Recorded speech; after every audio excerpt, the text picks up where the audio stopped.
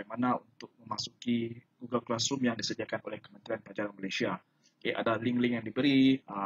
Sebelum kita bermula, anda kena tahu bahawa Google Classroom yang disediakan oleh Kementerian Pelajaran Malaysia hanya boleh digunakan ataupun diakses oleh guru-guru di bawah Kementerian Pelajaran Malaysia dan juga pelajar-pelajar di bawah Kementerian Pelajaran Malaysia.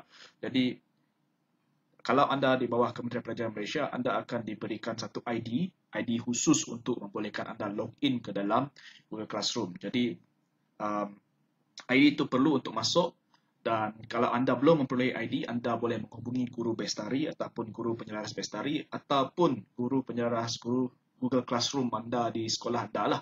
Okay, jadi cara untuk masuk ke Google Classroom adalah anda boleh pergi terus ke classroom.google.com seperti yang anda lihat di atas ini.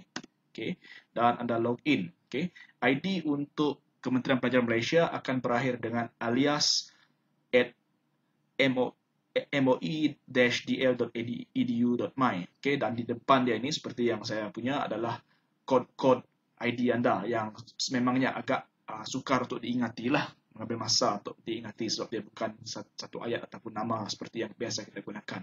Tapi anda perlu login, masukkan password yang diberikan kepada anda.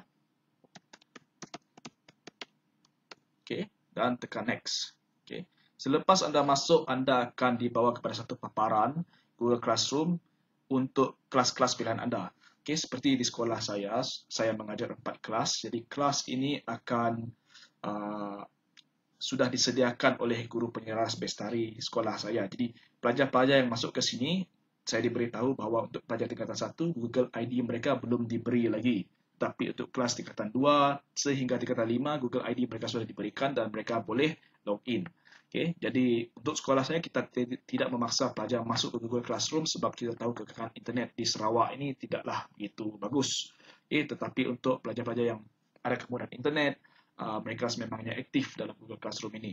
Jadi untuk contoh ini, okay, apabila anda sudah masuk ke dalam Google Classroom ini, okay, 4 kelas ini anda boleh akses dengan cara yang mudah, iaitu anda cuma perlu klik pada dashboard ataupun pilihan kelas ini. Okay, saya akan menggunakan kelas yang kosong untuk memudahkan anda melihatlah, sebab untuk kelas yang sudah berisi itu sudah ada maklumat atau paparan di dalamnya. Okay, so anda klik pada contohnya di sini satu gemilang. Okay, dia akan membuka dashboard satu gemilang dan di sini anda boleh lihat terdapat notis-notis dan paparan yang berkaitan dengan kelas tersebut, termasuk panduan, macam mana nak guna dan sebagainya, sudah diuploadkan oleh pihak pentadbir sekolah ataupun penyelaras Google Classroom sekolah saya. Okay. Di atas ini, di tabs atas ini anda boleh lihat bahawa terdapat link untuk Google Meet dan juga ada class code. Okay. Class code ini biasanya digunakan untuk membolehkan pelajar masuk ke dalam kelas ini. Okay. Sekiranya ada pelajar yang tercicir, tidak dimasukkan, terlupa nak jemput, class code inilah yang dimasukkan. Okay. Untuk Google Meet pula adalah untuk membuat live teleconference dan sebagainya. Okay. Jadi semua ini boleh diubah. Okay, kita pergi pada bahagian tabs classwork. Okay, di bahagian classwork ini, penyelaras Google Classroom sekolah saya sudah membahagikan setiap subjek mengikut guru yang mengajarnya. Okay, anda boleh lihat bahawa di sini saya mengajar asas komputer dan sebagainya. Jadi di sini anda boleh lihat bahawa terdapatnya Google Meet, Google Calendar, Google Drive.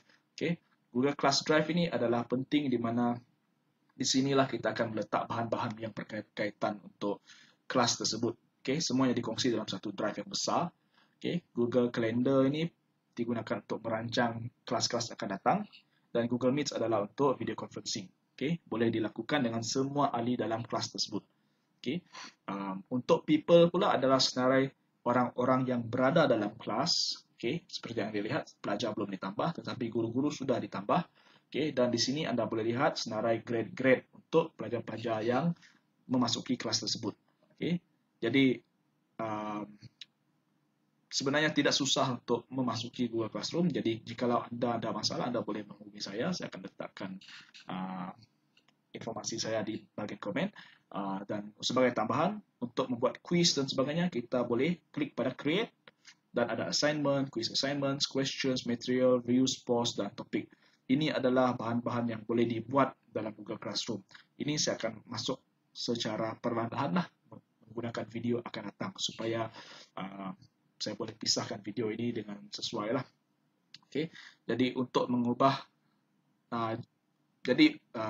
secara asasnya inilah cara untuk masuk ke Google Classroom yang digunakan oleh Kementerian Pelajaran Malaysia. Okey, boleh balik dan untuk log out pergi pada gambar sendiri dan sign out. Okey, jadi itu saja.